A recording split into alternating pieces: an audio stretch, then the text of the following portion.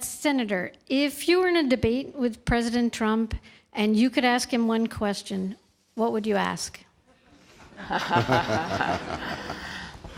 I think my question would be, does he pledge to obey the law?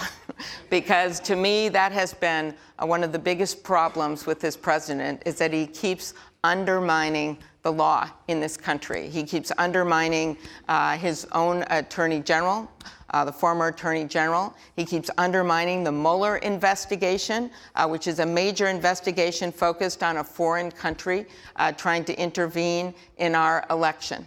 And that, to me, while there are so many things I would love to ask him, and I'm sure we'd love to ask him a number of things about what he's done and why he's done them and why he isn't consistent in his foreign policy, I think this fundamental question and pushing him on his view of the law is important, because what I see, I don't like.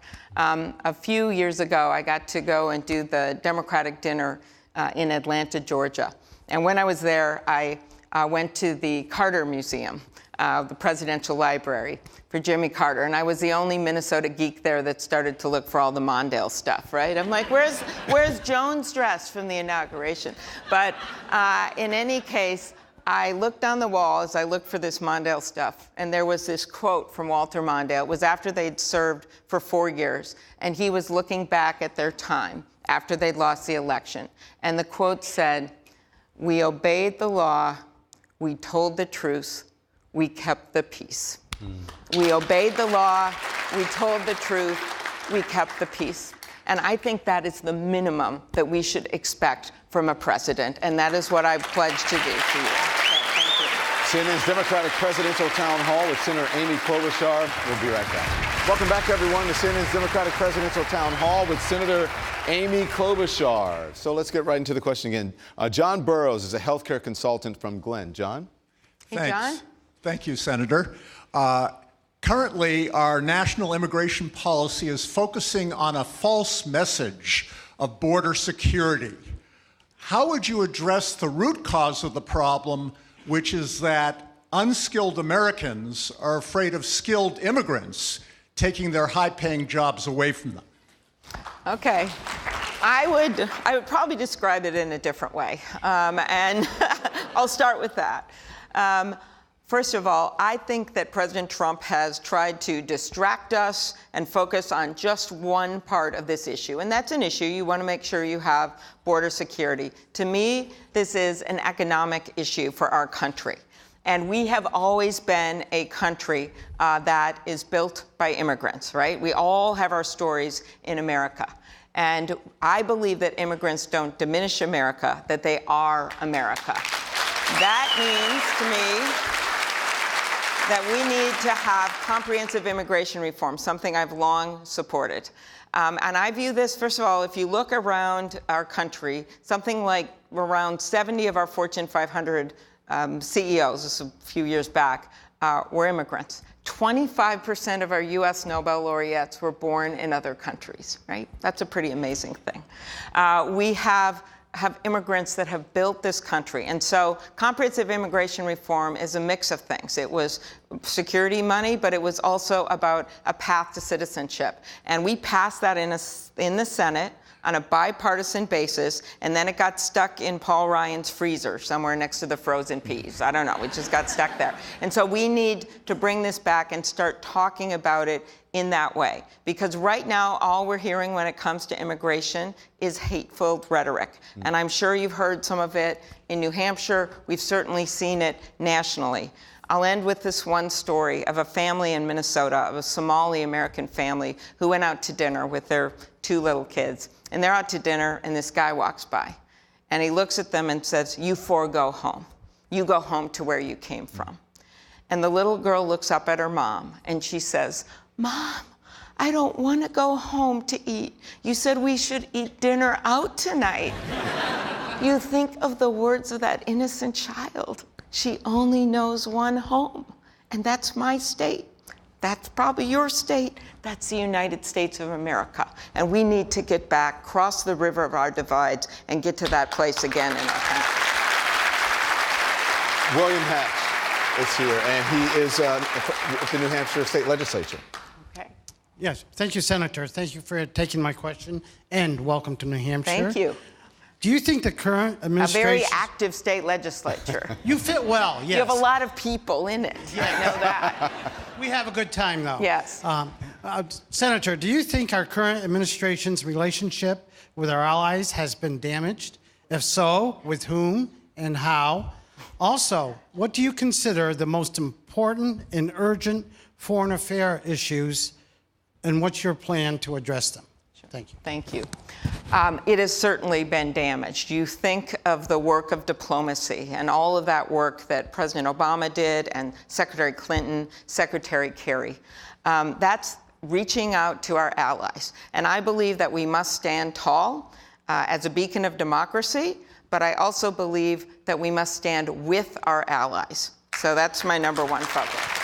Secondly, we have to invest in diplomacy. I remember it was Secretary Mattis who unfortunately left the Trump administration after the president's basically made that decision on removing the troops from Syria without even notifying our allies, without notifying his own people.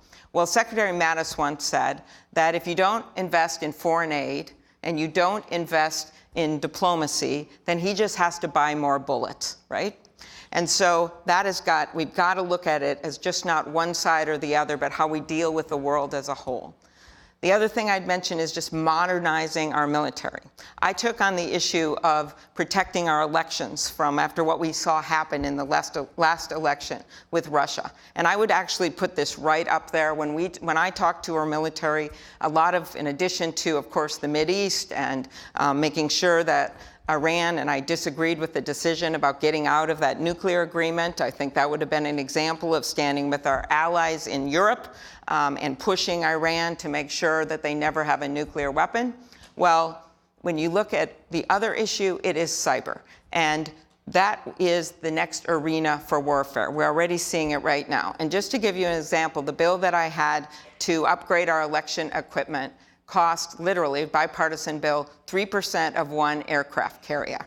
So working with our allies, investing in diplomacy, modernizing our military, and then finally taking on those big challenges that are in front of us. And I would list them as what we already mentioned, the Mideast, the challenge that we have with climate change, which is driving so many issues. It is not just out there on its own. It's driving migration from places in Africa and refugees because of the change in our climate.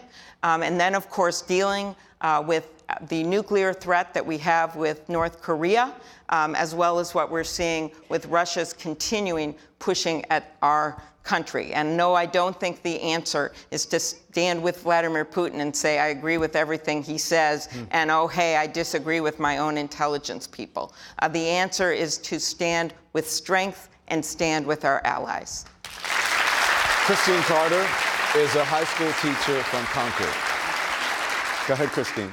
Hi. My high school students are growing up believing that the partisan divide in Congress is normal and insurmountable. They're also hearing that their president can speak and act without filters. In other words, they're growing up to be cynics regarding our American government.